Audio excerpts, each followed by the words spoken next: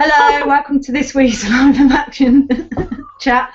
We're going to start off talking about Trident because I went to the CND demo at the weekend. Now, for those of you who don't know, they want to spend 100 billion on renewing the Trident project, which I don't think we even own the missiles America does. So really, it's 100 billion to prop up the American arms. Also, it costs 3 billion just for a report into whether it's viable spending the 100 billion. So 3 billion just for the report to see whether it's worthwhile.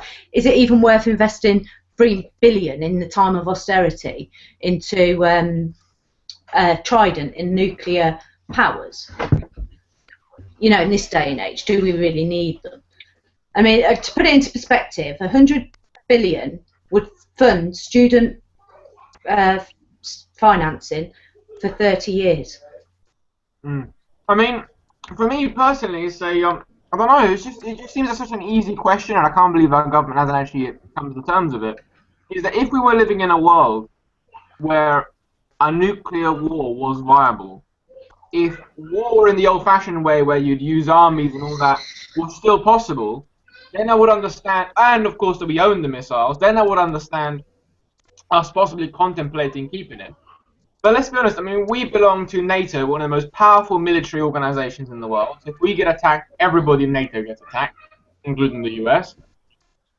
Economic warfare is the main source of warfare. You know, the warfare still exists in the world, of course it does, but it's not about armies anymore. It's about money. You know, who can undermine the other person's economy, who can steal the other person's technology. You know, it's about cyber and economic warfare. Nobody cares about guns anymore, unless we go to a country like Afghanistan and Iraq, which are wrecked anyway. But the army's more of a colonial police force as such nowadays. And on top of all of that, the missiles aren't even ours. So it's not like we're keeping it for Britain's benefit. We're keeping it for America's benefit because they want missiles in here like they have missiles in France, or they have missiles in Germany like they have missiles in Turkey. So we're propping up an economy that has far more money than us, so why don't we well, if you want these missiles, you know, you can have them in our waters, but you bear the cost, because we don't want to. I mean, they're on about moving it as well from Scotland to Wales. And the thing we don't think about, like with Trident, is that sometimes the stuff from it is on our roads. Sometimes we have nuclear equipment on our roads going out to it. Do you know what I mean? And we don't really. I wouldn't want to live anywhere near it. People in Scotland don't have a lot of choice, do they? And if it got moved to Wales, there wouldn't be a lot of choice from the Welsh people, would there? No, I mean, God forbid anything happened. You know, one of those trucks or anything fell over, and then suddenly you had nuclear waste sprawling all over the you know, a Scottish highway. I mean, that is a big possibility. Well, in our time of terror attacks, you'd have thought it would have been a target, even. I mean, the reality of it is, and then if you thought about it in a sort of perspective, if we ever had to use those missiles, you know, we have what I think is 3 submarines that are constantly somewhere, and then 1 that is docked. If I'm correct, you know, so that means that if China, you know, the great enemy of the West, and if Russia, with its 200,000 odd, however many nuclear missiles they have, suddenly decided to, for whatever reason, pinpoint London as one of their targets.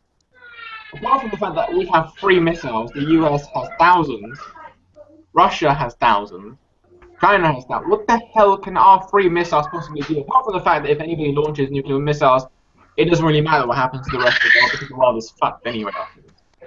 But what is the point? Yeah, everything. Well, it's like when if the first missile fires, that's it. It's Armageddon, because everyone will just start firing missiles. Everyone will just start launching missiles at each other. The world will be obliterated. I don't even see the point in nukes, because we're not even using them. It's just like they say, it's a deterrent, and I don't believe it's a deterrent. It's like it's just having a better hand on someone. As soon as they fire that first nuke, everyone is going to launch them, and this Earth is going to get destroyed. There's no point even having them, because we're never going to use them. Even as if soon everybody, as we use them, that's it. even if everybody agreed, like all the people with nuclear weapons agreed that there was one place that was a target, if one bomb was to go off anywhere in the world, the effects on resources and things like that would have a knock-on effect. It would be, you know, that's, even if it was in the middle of nowhere, there's normally something there, some kind of resource that we're getting. We're pillaging the earth everywhere now. The knock-on effects would be horrendous. But they would never do that. I mean, the biggest countries in the world, like China and Russia and America and so forth, they have a vested interest in keeping things the way they are. So let's not forget that they like the world the way it is. They're not going to screw it up. The only people that would potentially launch nuclear weapons are unstable countries like North Korea or potentially Pakistan or a terrorist organization if they ever got hold of these. They would be the only ones that potentially want to launch it at the last resort. But these other countries won't. So yes, it is a deterrent because if they have nukes, we kind of have to have them because we need to build a level playing field. I get that. But our free little measly nukes is going to do nothing. It means nothing because even if we get rid of ours, the US still has thousands, and they're the ones that really people are scared of. You know, they're the ones that can, if it ever push comes to shove, if Russia was bullying people, it's not because Britain says something that Russia backs down. It's America that will say something, and they're the ones that are in those kind of talks. They're the ones that are at the same level and the same playing field. You know, we, I think, have got these huge sort of, what's it called, remnants of grandeur from past endeavours. You know, when we used to own half the world and we used to have an empire, we still think in those terms. You know, Britain's irrelevant. You know, we think of ourselves as this great, powerful nation. We're not. The only reason why we're even considered is because we are America's door into Europe and Europe's economy. You know, we act as America's way into European affairs. We're the spokesperson for America. Otherwise, we'd be as relevant as the Czech Republic. Now, no offense to the Czech Republic, but you get what I mean. You know, we'd just be another country that has its own sphere of influence in its little region. But apart from that, I mean, the reason why banks are so frequent here is well because we have good relations with the US and Europe. You know, we're that bridge. That's it. So our military might means nothing. It's just because of where we're geographically based, and the fact that our history means we have a bridge with both of those major players.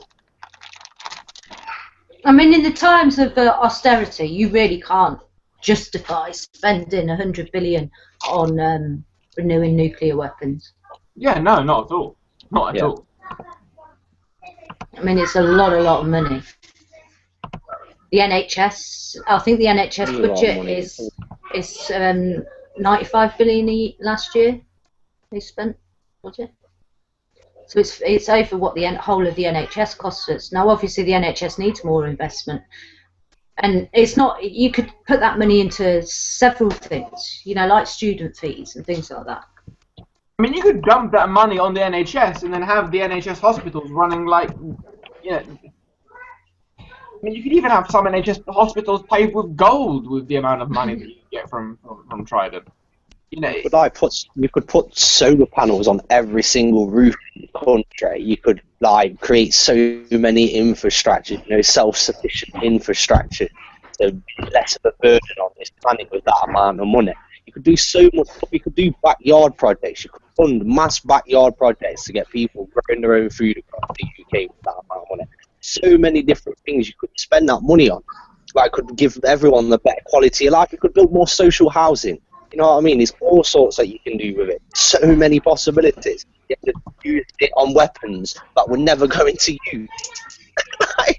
And America's got about 100% more, so anyway. But I mean, the other thing, of course, if you wanted to think like David Cameron, for instance, and you really believe that there is a threat, there's a huge threat, there's never been a bigger threat in this world, why not use that money and invest it in MI6 or Scotland Yard or the police? And give them more money to deal with the threat that we are apparently facing. That money would be spent better, and therefore would be then protected and have police that are properly trained. It's just all money, isn't it? The weapons industry.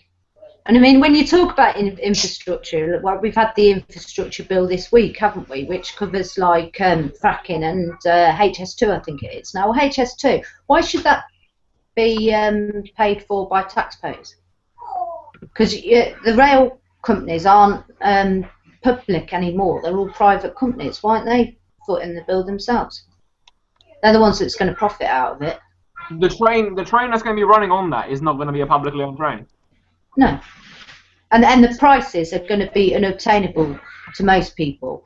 And to me, I actually think it's so that they can kick everybody out of London, because I've just seen another post today. What was it, 31,000 in London they reckon facing eviction? Mm-hmm. Do you know what I mean? You get them out, have a high-speed train in, then you don't have to worry about the bankers' wives having to clean McDonald's. You know, you get the hired help in, and they live out. Yeah, you as do far as great as possible. Mm-hmm. But you know, I mean, I don't know if you saw that JP Morgan report. It was ages ago. Now, JP Morgan is one of the biggest sort of investment companies in the world, and they made a report about how if we carry on the way we are, if presumably that's what they'd like, you're going to see cities like London becoming rich ghettos. So it's going to look beautiful, everything's going to be nice, and what you're going to have is those are train networks like that one, for example, like you said, where everybody that isn't of a certain, you know, certain amount of digits in their bank account are going to be moved out, and then you're going to still have to travel into London, but London effectively becomes simply a rich ghetto for the richest in society. And that's not just happening here, you know, it's happening in parts of New York, it's happening in parts of the other cities in the US, it's happening in France, it's happening in Italy a lot, it's happening in Germany. This is something that is happening across the world. Yeah. And it's this divide, because obviously, I mean, for a lot of it, I guess if the rich want to be rich, they want to be with the rich people, they don't want to be with the poor people. So it's again about splitting that, creating that class divide, which merged during, well, just after the war. You know, it merged with social housing and so forth, where every developer that built a set of apartments, for example, had to give some of those to the council. Yeah. They mixed council flat individuals with people that could afford homes. Now that is being utterly undone by this government, and it's not this government. I mean, let's not be biased. I mean, Tony Blair and a huge hand in as well, the Labour Party. Speaking of the Labour Party, I think and the infrastructure bill. Pardon? And the infrastructure bill. Yeah, I think you wanted to speak about well, how they didn't vote for on fracking. Mm-hmm. They abstained.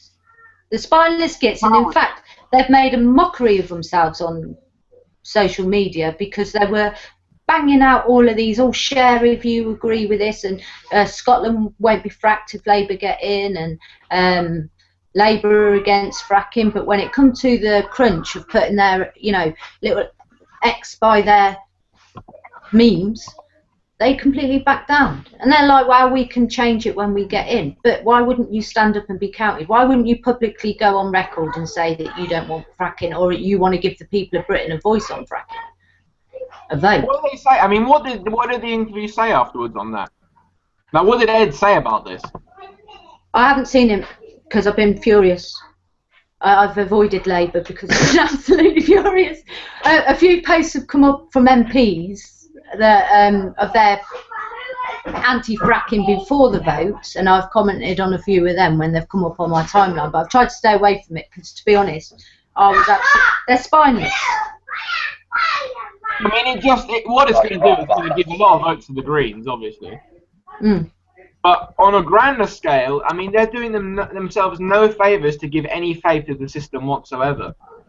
Because, I mean, I do believe in democracy. I do believe that, despite everything, we do have something in this country which is special, and that is the fact that we can say what we want, to an extent, without being shot.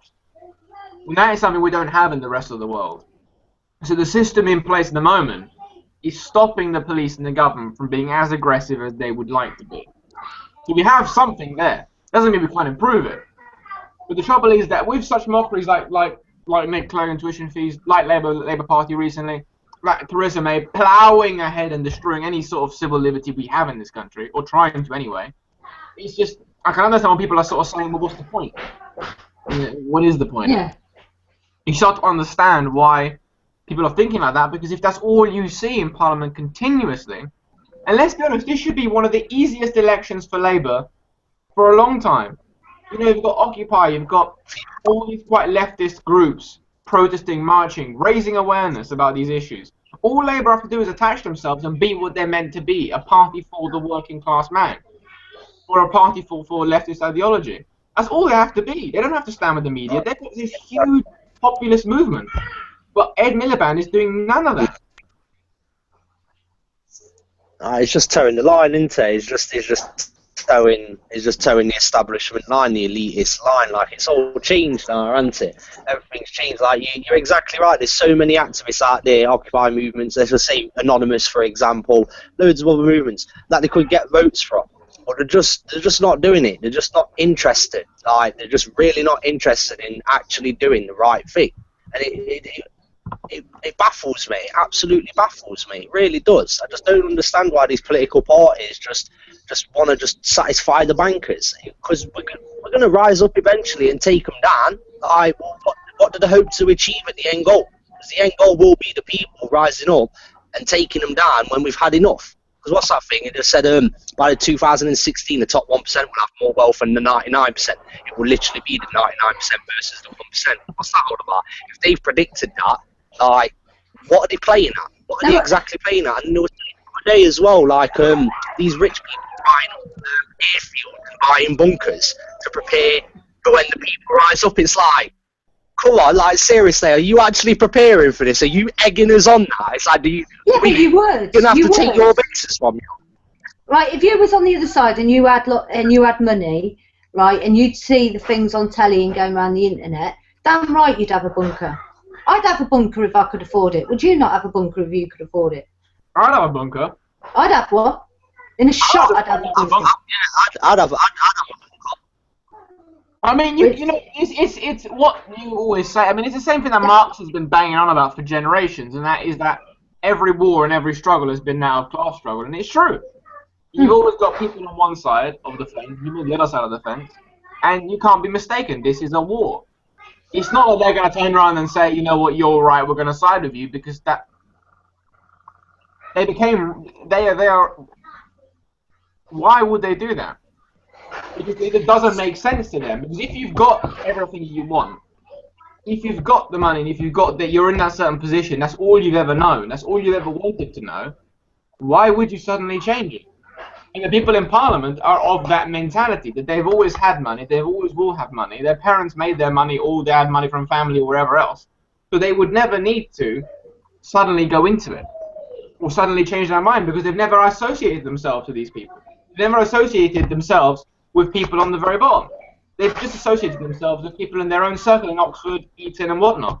So for them, that is life. For them, they don't understand the point of Occupy. They don't understand that. Why aren't they just working? And if you work, you can get somewhere. It doesn't work like that. But for them, because they haven't worked a day in their life, but they've received everything, for them it makes no difference. For them it's obvious. The system for them works because it works for them, in my opinion. I mean, the thing with Labour that really worries me is they were the ones that introduced the policies that has put forced adoption up so high now. And the Tory system, you know better. Mm-hmm. If they were the ones that were saying, like, intervention, rather, you know, early stage intervention, which kind of gave social workers the go ahead to remove children at the slightest thing. Now, if they steam ahead with that even more, especially activist fronts who are could be said to be raising children that would become disruptive, they'll lose their children. And this is something that Labour really need to reassure a lot of people on, if they want to get votes off people, is that they are going to cut back on the legislation they introduced for forced adoption, because forced adoption should only ever be done in extreme abuse cases like baby pee and things like that. That shouldn't be done because you go around a house and there was some dog shit on the kitchen floor. You know what I mean? Yeah. You know, that doesn't mean that person doesn't have a right to their child ever again. You know, that's what we're talking about. Never, ever again. You've given birth to something, you've raised it for however many years, and it's taken off you, and you are powerless to do anything about it. Now, unless there's been violence and physical or sexual abuse, there is no grounds for forced adoption. Just, you know, even if you're a drug dealer, You could be rehabilitated out of being a drug dealer. It should be the very last resort in the most extreme of cases. Basically. Yeah, yeah, and some of the cases aren't extreme. It's preventative rather than reactive. And I understand that obviously in the cases like Baby P you have to have preventative, but in some things you need to work with parents crafts and things like that, you know, not give anybody in any role that is given the greener light to act like a god will become an arsehole. Do you know what I mean? They would take it to the extreme and become a dick. And that's the problem with a lot of social workers. They take it to extreme. If you're rude to them, they think, right, I'm going to have your kids. Do you know what I mean? That mentality has to go. Yeah. We all have shit days at work, you know what I mean? But when you've got responsibilities like removing people's kids from home, you can't get into personal battles because they're not bowing down the way you would like them to, which often happens. That part of the system remains to be abused. Yeah. I mean, we obviously need that system. For some children really need it, you know, but forced adoption is becoming the preferred option. And, you know, even if you're in prison, I think you deserve a chance to have your children back when you come out. And also, if you look at a lot of crime, for example, in Britain, there have been studies by academics done that a lot of crime, it's all about economics. You know, you steal. Of course. You need to pay the bills, or you steal because you need food. Yeah, you steal for food, and that's prison. You steal billions from, you know, share dealings or something like that, and that's all right. You won't go to prison. You know, it's not even comparable. Yeah, when you look at percentage. Close to what fairness should look like. Yeah. I mean, we obviously do need. Well, there's one rule I think, which is do no harm. There has to be a victim for it to be a crime, in my eyes. Somebody has to have suffered. No, I completely agree. Completely agree. But I mean, this whole, you know, robbing and so forth is the problem of, and again, it's the problem of the law and the way the law is shaped. Because the law, in the end, is shaped specifically to make some things illegal, some things legal, and not all of it. Just because it's legal or just because it's illegal doesn't mean it doesn't make it right or not right.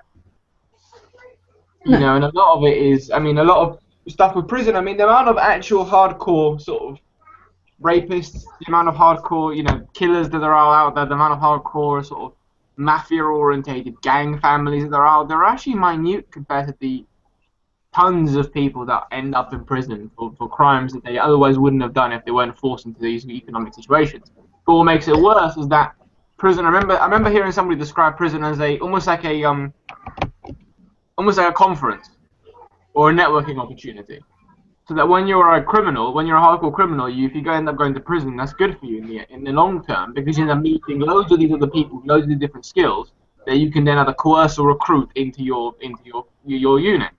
Or alternatively, if you just robbed a loaf of bread because you need to feed your family, or you robbed a convenience store at gunpoint because you need to feed your family, or you're about to have your house repossessed and it drives you insane and do stupid things, you end up going to prison, meeting people who end up coercing you into doing more stuff, or showing you a life that is carefree because you make so much money off drug dealing that in the end you end up doing it because money draws people and stuff.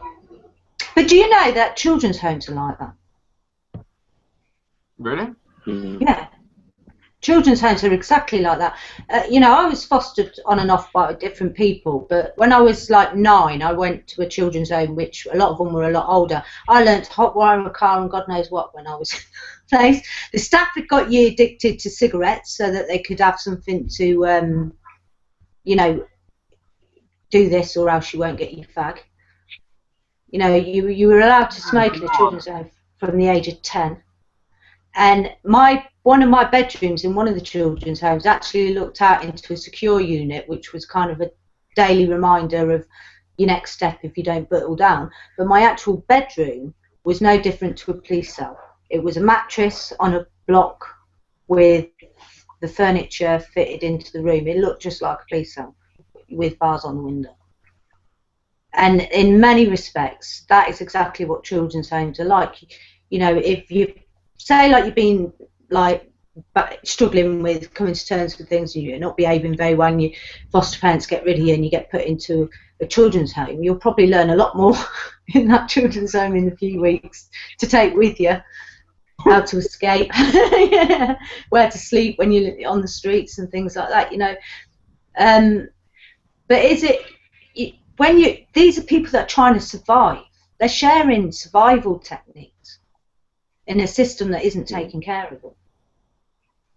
A lot of it. I mean, obviously you have criminals that get greedy and do it for greed, but like stealing bread and things like that. I mean, you get people that are put into prison for not paying their council tax. You used to get it for TV license. I don't know when the last person was sent to prison for TV license, but you know, this is debt, and you're taking years or months out of people's lives, and sometimes with children. I always think with council tax and things like that, wouldn't you be better off putting them on house arrest? I mean, it'd be better if they didn't do it at all. It'd be better if they just pissed off. But you know, I can't see it would cost less, surely. I mean, it depends really, because how would you be able to monitor they're actually staying in their house? I guess you could just tag on them. Yeah, I mean they have put criminals on house arrest. It's not unheard of, is it? Yeah, no. Well, normally the richer the criminal, the more he ends up going on house arrest. Like that guy, like that mafia guy in Uxbridge. I mean, they were on about it for Pistorius. They tried it for Pistorius, didn't they, to get him on house arrest? They got him on house arrest. They tried to. Oh, he's not in house arrest. He's in prison. He is in prison, isn't he? He's in that. Oh, I can't remember because they were going to send him to prison, and then he actually played the disabled card, saying that he couldn't survive in a prison because of his limp. I remember that, yeah. Though everybody, you know, he's ran and God knows what. He's never played the disabled card before. Do you know what I mean? I'm just saying at that point. Yeah, I mean, you know, he clearly played it out of desperation and clear won. Yeah. Out of prison. But I'm pretty sure he went into house arrest. They put him on house arrest afterwards. I'm pretty sure. Probably. Because he's got money. And then that's all right. Money. I mean, the point is that if he hadn't had money, that case would never gone anywhere. I mean, it would have gone somewhere, but he would have gone to prison, and that was it. Good luck to him. It would never have gotten the media attention it did. It just would have gone. It wouldn't have gone as far as it did. You know, it only became a media sensation because he was an Olympian. That's it. I mean, they say a lot in America that in England it's a class war with prisons, and in America it's a race war. But when you think about it, it's not. It's class. It's still a class war. Exactly, it's class, but they're just the majority of people that are poor happen to be black. Yeah, because white privilege. I mean, we've got white privilege. Well, white privilege, and it's not just that. I mean, for them, I think it's more to do with the fact that they had slavery. So don't forget, I mean, yes, you're free, but now you've got to work your way up, and you haven't got anything to work your way up for.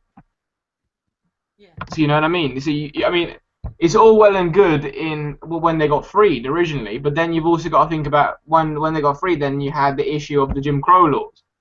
So yes, you were free, but society didn't treat you like a human being. So it was basically like being a slave, but you were allowed to go wherever you wanted, and you got paid for the work you did if you found work.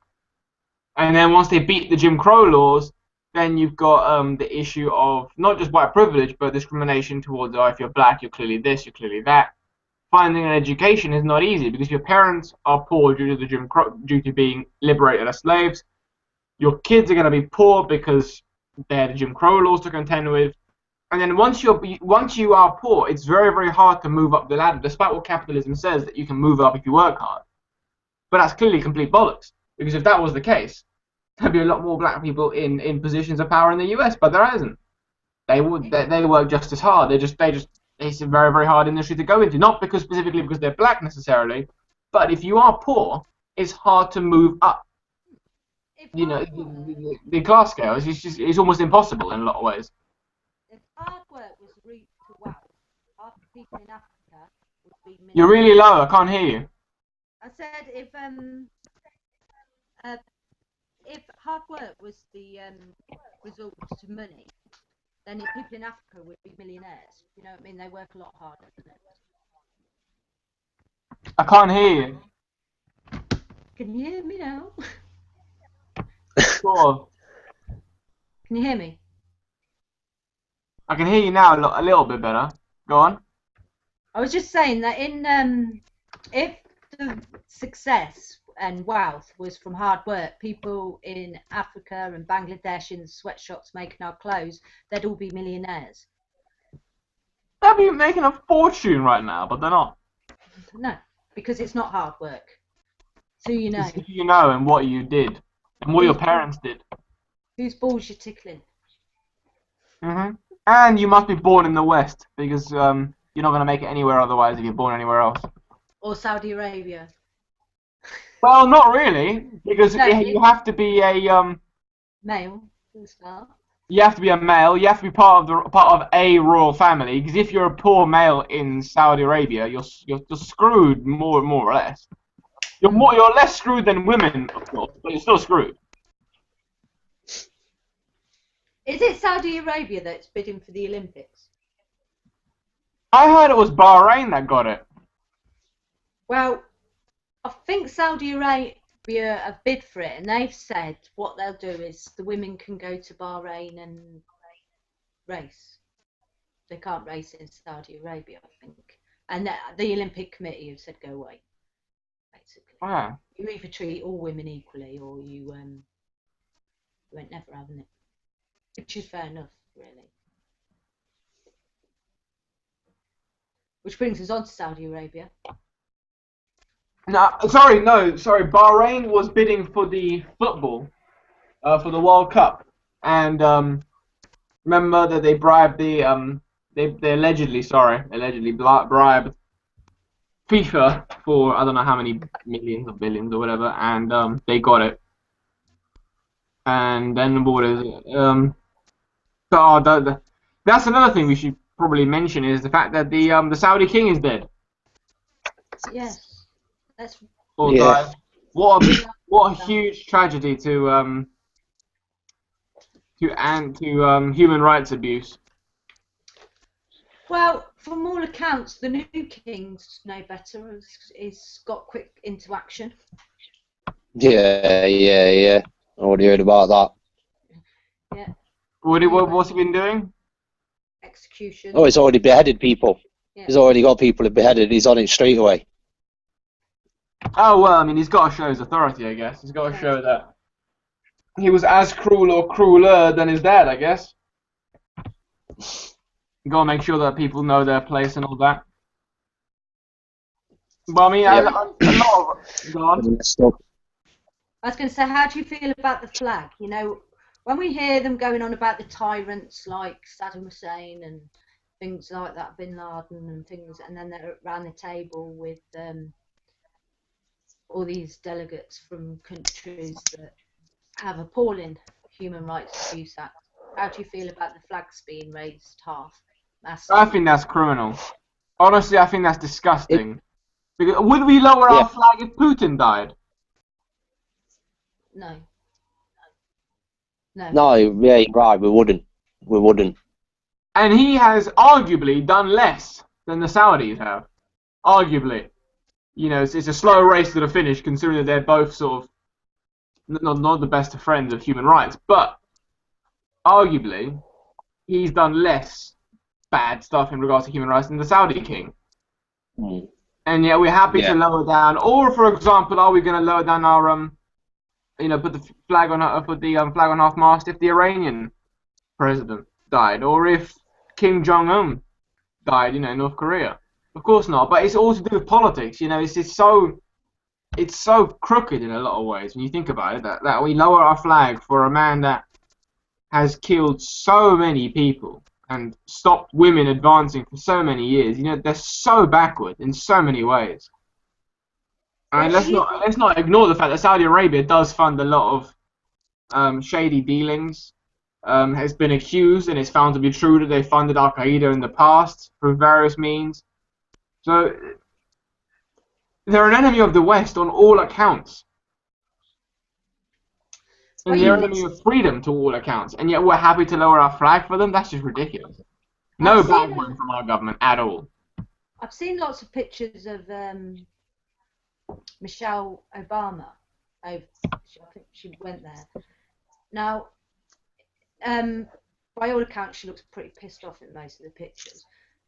And she was either ignored or had a little gesture from any one official there, because obviously she's a woman. Now, you think how awkward that must be, having to go somewhere like that just to kiss ass? I'd be like, no way. You know, you're talking to people that are just looking at you thinking, cover your face, don't drive, don't speak, you know, don't do anything because you're a woman. Yeah. I mean, how women in the West can accept that is beyond me. You know, how people in government, you know, how has Theresa May been happy to have the flag lowered down? You know, she's so quick to have our rights taken away, but the Saudi king has no patience for any woman and thinks that, you know, women are backward and aren't equal to men. So how are all the MPs in Britain, Conservative, Labour, or whatever else, happy with lowering the flag? Yeah, it doesn't make sense whatsoever. It's just like the average person who just listens to the news and reads the paper. It's just like we've got ISIS that just do exactly the same thing as Saudi Arabia. You know, the way that they treat the women, beheading people. Yeah, we've lowered that flag for Saudi Arabia, and it's like it just doesn't make sense. It really doesn't. It's like people just don't see the hypocrisy in the decisions that our government are making. It just don't make sense. No, that's exactly what it is. It's a massive amount of hypocrisy from a lot of sort of perspectives, and it's just wrong on so many levels. Speaking of wrong and horrible things, I think we should turn our attention to Israel. Now, I'm not saying that Israel is a horrible organization by any means, but they're recently sequestering land in Gaza to build a new city, which just so happens to coincide with the big stock of gas, that natural gas that Gaza have. Surprise, surprise. As it always is about various else. I mean, I'm speechless with regards to that. I mean, that just shows that their genocide of Gaza citizens of Palestine had absolutely nothing to do with Hamas. It was simply to clear the way for them to build a new city. Which we all know. Which we all knew. And the Foreign Office in Britain has actually come out and said that they should rethink, has condemned the attempt. Of course, no Russia-type sanction will occur because Israel can do no wrong, of course, whereas Russia can do no right. So you're not going to get sanctions, but... This is where the hypocrisy really shows. You know, we went to war with Iraq for less. Yeah, on lies. On lies. Do you know what I mean? They said that they were, like Saddam Hussein was chemically bombing, and he had all these weapons, and he was killing all his civilians. What less has Israel done? You know, to me, that there is thousands of children in that country that must be suffering horrendous effects of. Oh God, yeah, horrendously suffering. You know, and really, really bad, really bad. Not just the, you know, I think the houses are probably wrecked. It's the, you know, the physical and psychological. How many of them have lost parents, young brothers, sisters? You know, how many of them have actually got family left? And we're not doing anything. You know, it's like a lot of. Was it over the past couple of weeks? Over the past couple of weeks, a lot of them.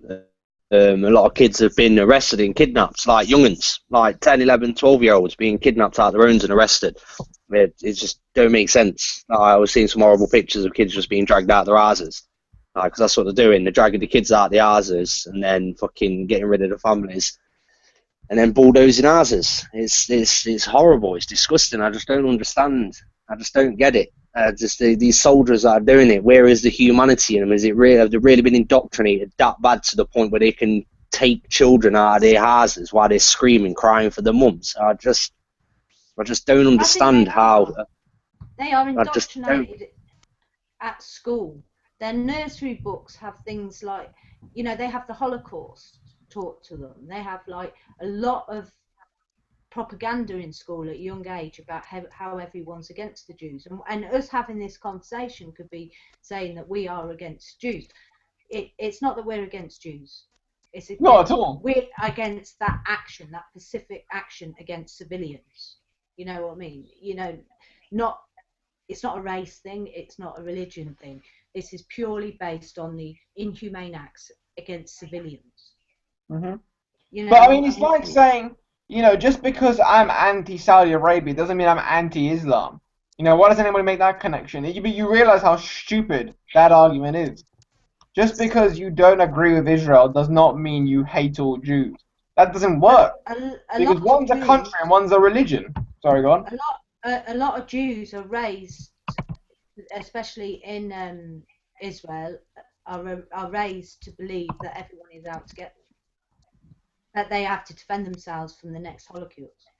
And when you having that instilled at you at kindergarten age, right the way up to you have to do your national service, it's very easy to see that how some of these people feel brainwashed.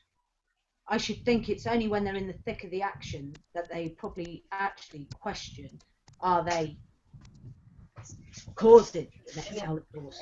Do you know what I mean? And some of them will be so hardened and so brainwashed that they won't see it. Mm. I think we're very naive if we think, and you've been in the army, so you can tell me if I'm wrong here. We'd be very naive to think that when you're in any army, whether it be the British Army or the American Army, Israeli Army, any army, that your enemy is not dehumanized in every aspect of the way. You know what? I left the army for this very reason. Yeah, it's all down in my training barracks. There was pictures of Taliban, Al Qaeda, whoever there were, pictures of dead uns all on the wall, and all the sergeants are pointing out all their kills, every kill that they'd done. And the one that got me, it was disgusting. There was a guy on a telegraph pole, and he was planting a bomb. And my sergeant, he was a sniper, he was laughing and joking about it, and he says, "Oh yeah, I spotted this guy putting a bomb on, so I shot the bomb." And then the guy was just left there. Just dead bodies everywhere, all on these pictures, and they're all laughing and joking about it. Proper having a laugh and joke about all these people that they killed. It disgusted me. It absolutely disgusted me. Because I thought, like, at the time I was 18, like, we're talking like, what, 8 years ago. And I genuinely thought, right, there's a threat. I genuinely thought it. I was drawn in by all the media, and like, I went in. And then I discovered, like, I started asking questions, like, there were certain things like, when you go to war with a country, you stop buying their produce. Whatever you buy from that country, you stop buying it. And in a lecture, I brought it up. I says, if we're going to war in Iraq, why are we still getting their oil? Because like, I brought the point up, and the captain couldn't answer the question. And I was drawing him out on loads of stuff, and I thought, forget this, I'm leaving. I just thought, forget it, I'm leaving, because I just realised what I was signing up for, and it was just to go over there just to murder people. It was as simple as that. They saw it as a joke. It was a big joke to them. And I just got out of there. And that's how it was. I used to go, there's an American Air Base near here, and I used to go there drinking there when I was about 16, because the drinks were like all in dollars, and they were dirt cheap. And where the photos I see up there were absolutely horrific. You're talking about horrific murders that soldiers carry photos around of. And you just know, for you to shoot somebody, you have to have been dehumanized. They have to have been dehumanized. And when that happens, that's women and children as well that are going to be dehumanized. And that's why probably a lot more, you get a lot of male rapes and things like that when they're detained and things like that. Everything is done to dehumanize, so you don't feel like you're doing it to a part of you. You're doing it to something that isn't. You know you're not doing it to another It's human. rodent. Often you don't see them as humans, do you? Yeah. You see them as When that subhumans. happens, that is really, really dangerous, because then it's not just the people you're at war with, it's the civilians you're supposed to be protecting that all get brushed and tarred with the same brush, and you see atrocities. I mean, I see some pictures that were horrific. That was the first Gulf War, that was. And I wouldn't. Yeah, it's not good. Why would people want that? Well, I mean, they want. Sure, you can pull it out at a party. You know, oh yeah, look at that. Fucking freaks. Well, if you're hanging out with people at your job normally become your friends afterwards. So if that's what your friends are interested in, that's what you become. Yeah.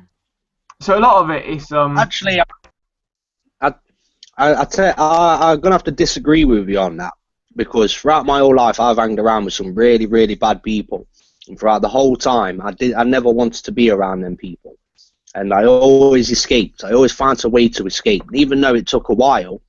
I did try and find a way to escape these bad people, like these horrible people that I used to hang around with, and I managed to get out of there. There is hope for certain people. Oh no, I'm not saying there isn't. I'm not saying that there isn't or there is hope.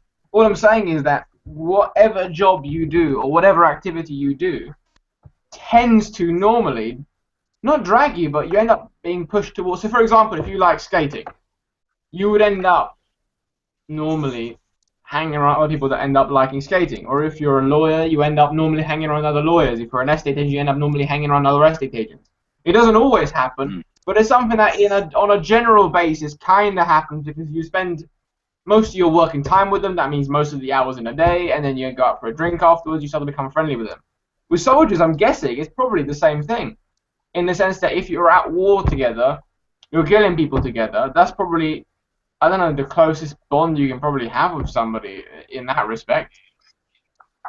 So therefore, those people become your friends, and therefore you start hanging out with them more, and they solidify your beliefs in a certain way, and that almost becomes a self-perpetuating thing, because you're solidifying that guy's views, that guy's views solidifying your views, and then the dehumanization stays, and the rare people that do break out, in fact, you hear them. There was a soldier in America, for example, that held a press conference where he talked about, and he sort of took off his medals and chucked them to the audience, said, I don't work for you no more, and he sort of went off and talked about how him and his sniper unit just went around shooting loads of people, and then when the press came along, they'd act completely differently.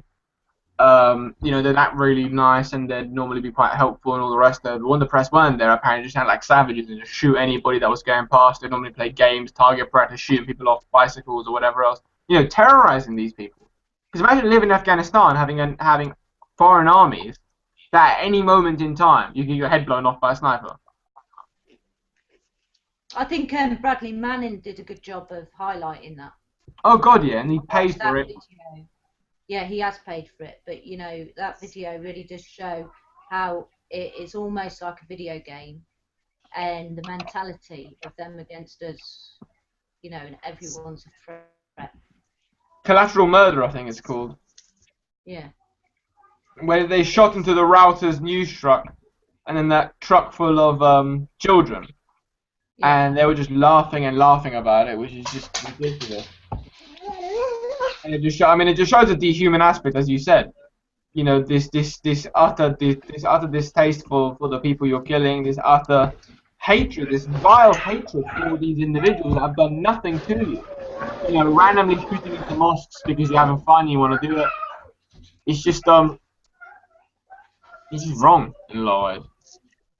Like, the worst, the thing that takes the humanity out of you is bayonet training. Like, that's where they really get you down to your primal instincts. Bayonet training, that was horrible as well.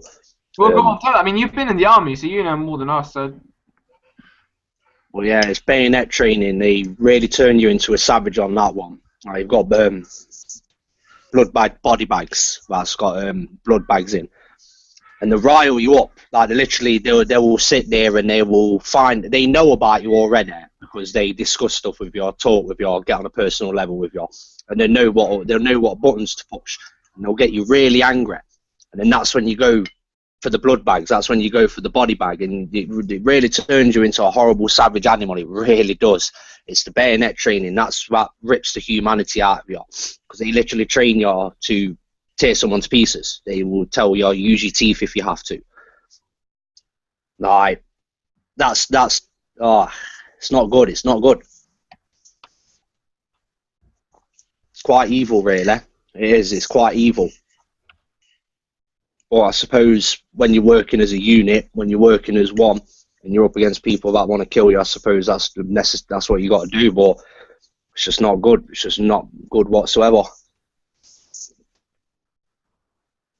I guess the other argument on that is that we wouldn't need this kind of training if we didn't go over there and screw up a country to such an extent that now generations and generations in that country are going to hate us for life.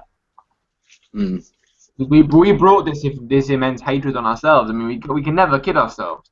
Yes, we now have to deal with it and defend ourselves, potentially, of course. But we do have to bear this in mind, that we brought this a lot on ourselves. You know, Islam wasn't this big force in the Middle East. You know, all religions are evil, in my opinion. I have a firm dislike for organized religion, because for me it does nothing but control and allow for wicked men to take the most foolish and the most ignorant and turn them into something they're not, something really vile. And Islam was a small organ. I mean, it was what Christianity is in Europe. Yeah, it's there, but nobody really takes it seriously. You wouldn't kill somebody over Christianity. It's just something you don't do. I mean, it's there as a cultural thing, but that's it. But if you look think at pictures of the 1960s in the Middle East, you see something completely different to what it is now. Sorry, go on. I was going to say, if you really break down, though, the hate for the Muslims, I do have a theory that it comes to money again. How they think that there is 2 billion Muslims? Is that right? Something along those lines, I think. Right. Now, I think it's 1.5 billion, 2 billion. They have their own banking system. That's a lot of revenue that Western banks are missing out on. And Muslims aren't allowed to charge interest, because that's the same as gambling. Am I right? Yeah. So, you know, they don't have like debt money like we have. They don't have the like extra revenue being made out of debt. That's a lot of exploiting that the big banks could do without. You know, why they've probably got keen interest in funding it. The war, the bullshit war on terror. They're going to win either way, aren't they? The what? They're going to win either way. The banks. Well, I mean, it's like the war. The bank's going to win. It's like the Napoleonic Wars. You know, when Napoleon tried to take over half of Europe and then went to Russia, and the coalition between Russia, Austria-Hungary, Britain tried to withstand Napoleon and ended up fighting him, and obviously ended up winning at the Battle of Waterloo. You know, to cut a very, very big chunk of history quite short. But Britain, Russia, and all the rest of it, plus France, were being funded for the war by the same banks. They were funding either sides of the war, so for them, it didn't matter who won. As long as the war carried on, for them they were making money. Yeah. Because that's the most important thing for them, is that the war was carried on by any means necessary. All they want is the prolonging of wars. They don't care who wins. All they care about is how long can we make this war go on for. And now they found something brilliant. They've invented an enemy. Before, they always had to find one. Now they've just made one up out of thin air called terrorism. So not only now do they have this enemy that they can control entirely because it doesn't exist, but they can now make it endless.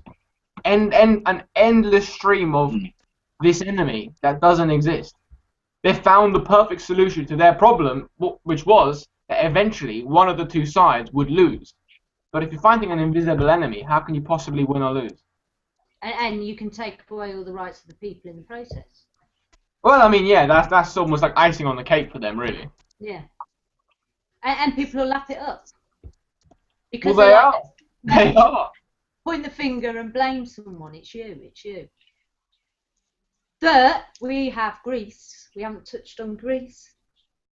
Yeah. Flipping out Greece. Go Greece. Go Sparta. So that was a kick in the teeth for austerity. And how do you think Germany's feeling? pissed, probably. Yeah. Very, very pissed. But I mean, did you see all the leaders sort of turn around saying they got to think clearly, they got to be rational about this. They do. They should pay their creditors and so forth. And good for the Syria's party. I don't know how to pronounce it, but good for them. Yeah. Really, really good for them. You know, it shows that voting can make a difference, and that's something that we got to bear in mind. That voting can make a difference. Well, they didn't really have that long a time either, did they? No, they came up very quickly. They were very, very. I mean, it can happen to the Greens. Not this election coming up, maybe, but by next election they could come up. I'm just trying to find a thing. What I hated though was all the sort of radical leftist hate that party got just because they made a deal with the extreme right on the anti-austerity budget.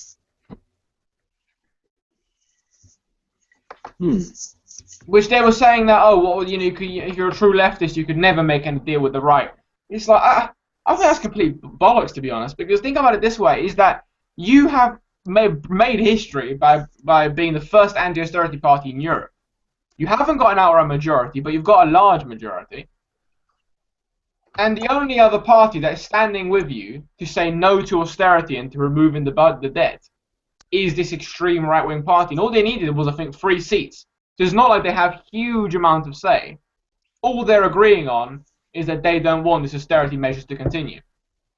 That's why they made the coalition, which I think isn't something to be scorned at, to be annoyed about. I think that's just they do have to compromise, because don't forget they're alone in a sense. This is how they plan to rescue the economy. They want to create 300,000 jobs and increase minimum wage by 10%. Restore the rights of union to collective bargaining. Abolish the poverty tax and stop banks from foreclosing on their homes.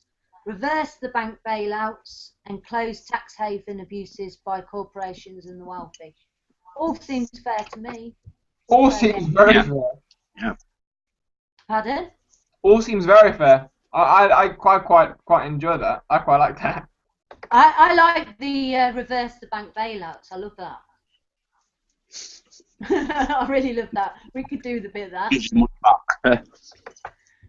I love what I still think we should follow what the Icelandics did. Yeah. Because again, I mean, I'm pretty sure that Greece is going to follow that trend. You know, they're going to nationalize a couple of banks, fine a load of people, jail a load of people, and then go out with a new economy like Iceland did. And it's possible. It's just that these big countries like Germany are now shitting themselves because they've got so much debt invested in Greece that if Greece turn around and not pay for it, is Germany out of desperation going to invade Greece? I don't think so. It'll be ridiculous if they did. It would be unthinkable if they did. What does that mean? The Greeks. Didn't Argentina do it? Did Argentina do it? Do what? Argentina went bankrupt, and didn't they just screw off their debtors? Didn't they? Yeah. What can you do? I do it all the time. Try. It's like what Germany. I mean, what's it called? That's what Lenin did. Russia had one of the biggest debts in the world, and Lenin turned around and said, "Well, I didn't create that debt. The royal family did. They're over there. We've got them chained up. You can go after them. I don't have any money there. We've taken it all." We didn't create the debt. I didn't create the debt. If the majority of these people don't want to honour it, they shouldn't have to. Exactly. I mean, what they should do. Who is it even owned to? That should be the #1 question. Well, I mean, what they should do, I think the Greeks should do, is say, right, we know if this debt is there, we know who made this debt, the previous government, bankers, whatever else. I mean, you can trace it. I think the Greeks should say, we'll help you claim it back from the people that you should be claiming it back from. Yeah. I think they should give them the full support in getting it back from the people that need to pay it back. This is what we need more of. Actual people willing to stand up for fairness and justice. Yeah, 100% agree. People. We need Just getting them people. A reversal of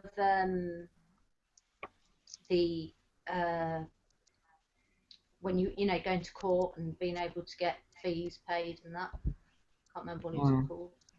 Oh shit! So I gotta head off. But I'll speak to you guys soon. All right then. Thank Bye. you. Okay. Nice seeing you, Matteo. Bye, mate. Bye. Yeah, I think we need a reversal of taking away our legal aid. We need more people to be able to defend themselves. Take away the costs of tribunals and things like that. It's all got to come to an end, really. People need to start fighting for the people, really. Otherwise, we ain't getting nowhere. Yeah, it's just about it's all about getting people out the streets and realizing that it's going to take more than just voting to change stuff. Like, because if more people got up on the feet and started saying no, we're not having none of this. Like, because you do get many people who are probably in the homes right now who have had enough of what's going off, but they're not getting up to do anything about it. Not showing like their absolute anger about it. It's like a lot of internet keyboard warriors. I can understand that, like, obviously the disabled are getting hit hard and maybe they can't get off the feet to do stuff. Like, that's fully understandable, and that's why you got people like myself and you to give them people a voice. But a lot of the older generations they're not internet savvy and things like that. You know, a lot of the people that remember the miners. Community spirit. Yeah, stuff, everything's been but I think that's one thing that, you know, at Wave we wanted to encourage was people to get active in their local community. And there is loads of ways you can do that. Even if it's just buying a pack of seeds and sprinkling it down your the local park, you know. Or that's what I did a couple of years ago. I did that 2 years ago. I went out and I brought loads of seeds. I brought like a big bag of carrot seeds. I brought loads of herbs and everything, and I just went round walking my dog, just throwing them everywhere. I was like Mary Poppins in a field, just really jolly with myself, throwing them everywhere. And they grew everywhere. All my herbs and vegetables just started growing everywhere. I was well jolly with myself. Well, where I live, when it was all built, most of the food, the bushes and that, is for the wildlife, so it's stuff that you can forage. Which that's what gave me the idea, is you could just grow this anywhere, you know, just throw it. But when I go out picking it, because we grow hazelnuts and everything around here, when I go out picking it, people look at me like I'm a tramp. I'm going out picking berries and I'm like, can't you just buy them at Tesco's?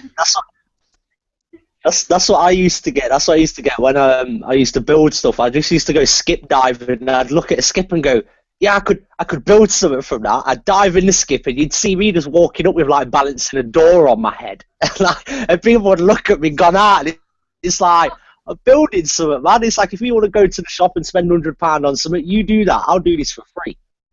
Yeah, I do it all the time. I go out the back of the British Art Foundation and say, is that rubbish? Can I take it to put plants in? Or bookshelf or something like that, you know. I think that's the way to go. The least money I can spend, the better. Now, people say, but you've got technology and things like that, but all my technology I've not paid for because I do competitions and I win it. Yeah. But, you know. Wicked. Congratulations on that. That's how I get my kids Christmas presents and things like that. You know, I do Hold on a minute. Tell me the secret. I enter competitions. I never win. I haven't won anything for years. What's the secret? I don't know. One year I won £37,000 worth of stuff. 37? What? What? How did you manage that? How did you manage that? £5 was a chair, you know, a swivel chair, black leather swivel chair, glove chair. Yeah. I would never have spent £5 on a bloody chair, and you'd never get £5 trying to sell it either. So, you know, but most of it's been things like days out with your kids, which has been great. Like we won a stay at Alton Towers and things like that. My kids' iPods and phones and that I've won over time. But I tend to want actual ones where you have to do something rather than a prize draw, you know, like where you have to take photos.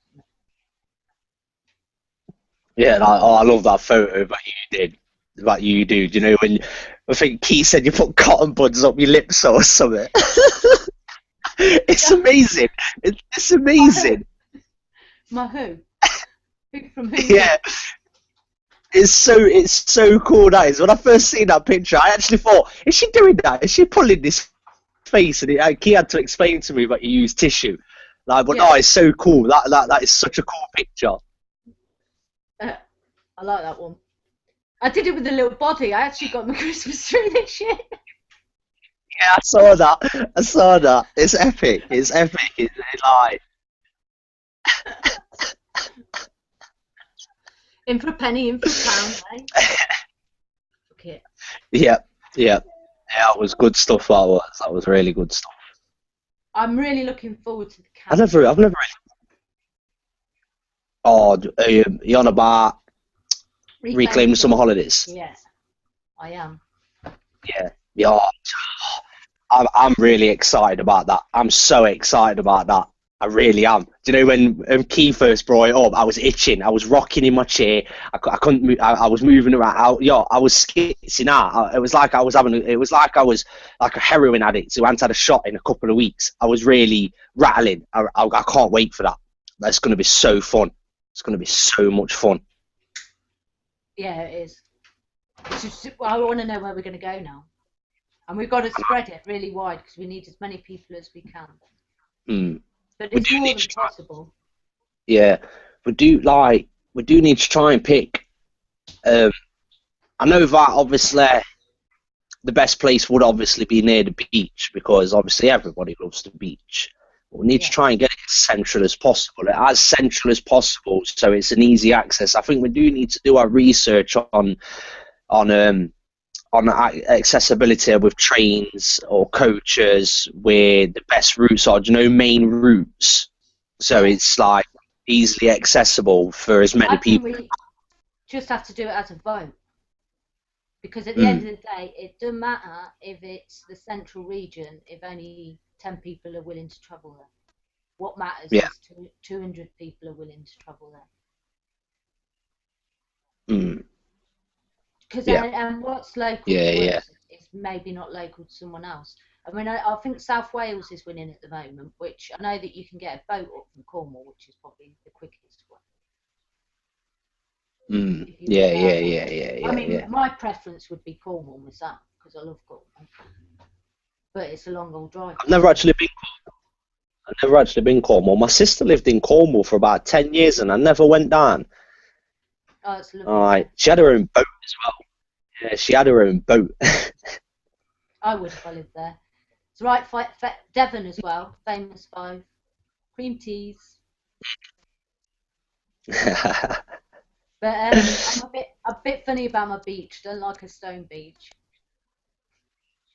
Yeah. Stone beaches. It's not really very relaxing, is it? You can't really relax on a stone beach. I don't like muddy beaches either. You know that you sink in and you get them worms on your feet. It's just got to be sand. It's just got to be nice sand. Nice sand, yeah.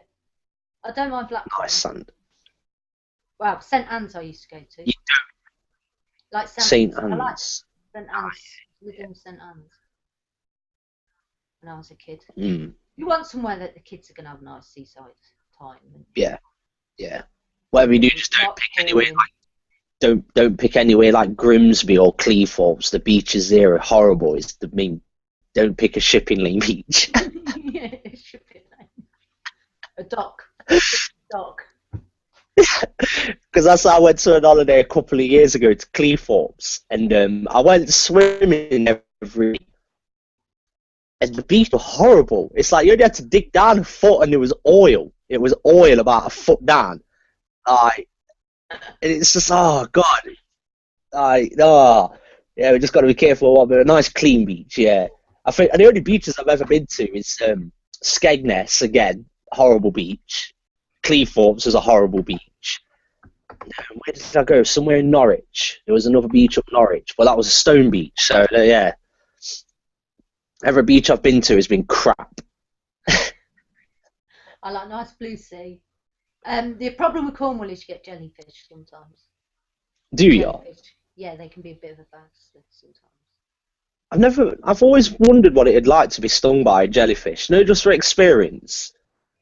I've always wondered. No, I've always avoided them. I've always wondered. I said, like, taking my daughter in and that, and I was neurotic mum. I was like, there's jellyfish here, there's jellyfish here, there's jellyfish here. And this woman had a, like, 2-year-old, and she's like, show. 5 minutes later, all you knew about it. Quite hard to see. I'm still interested to know if that thing where you pour urine on yourself, is that even true or not? Is that even true? I think it is. It's weird. It's actually weird. It's like how did I just wonder how did man discover that? How did we discover that pouring urine on yourself would help a jellyfish sting? How was that discovered? How? Somebody was stung and they pissed themselves. That actually makes sense. It makes sense, that does. I guess you try anything if it hurts that much. Kiki's been stung. Kiki's been stung by jellyfish. Oh shit. Yeah. Did she piss on herself? Yeah, I think so. I think she'd rather that than anyone else.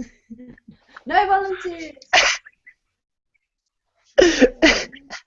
Anyway, we've got the Love Revolution. They're going to help us in case of eviction, so that'll be yeah. That'll be good. To be honest, with eviction, I don't know. It could take a while because at the anti-frack camps, it's taken them months to try and evict them. Yeah, I don't think you'd be all right on the eviction front. On public land. But obviously, on private just land, you're going to get trespassing. And I don't know. Yeah, just in case. Yeah, it would be good to have like the Love activists, Love Revolution to give us backup and stuff. And obviously, I'm sure we'll be having some of the anti-frack guys who come down. They'd come down definitely. Good is training as well. You know, being with other activists, sharing ideas, training, and learning from each other, and making plans away from the internet. Yeah, it's always good to interact with activists away from the internet. In actual thing, because I've always said we need to socialise more as activists. We need to socialise more, like, because the only time that we ever socialise is at protests or at direct actions. When we're at a protest or a direct action, I see it as work. It's like we've got a job to do. We're here for a reason. So it's hard to socialise at these events and demos. It's good to have these little times where we can come together and socialise and bond a little bit more. I think it's really important. It's really important that. Yeah, it is.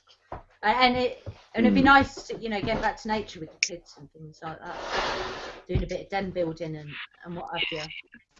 Learning a few survival skills for in need if you ever have to set up a camp or anything. I'm going to be bringing down all my food books. So I've got a few food books. I'm going to be bringing all that. Get my SAS survival guide out as well, and we'll do some SAS survival tactics. Get some proper good shelters built, good fire making skills, tracking skills. Yeah. That's it. We need a water supply as well. I could because you've got the old stone filters, where you got big stones at the top and you make your stones go smaller and smaller and smaller until you get sand at the bottom, and then you can use that to filter out stuff. Like, there's loads of techniques for filtration. There's loads like cotton wool. Yeah, you can use cotton wool in a pipe to filter out sediment. It's just all sorts of methods. But a good water supply is going to be needed. I'll have to try and get over one of them big vats. Sometimes you get them huge vats. The bin cleaners that come round. I think the back of the vans have got them huge, like 100, 200 gallon tanks. If we can get hold of one of them, that'd be ideal. Yeah. But if not, then I got the kids now calling me. But I can't wait and keep spreading it. Bye. Bye. Bye.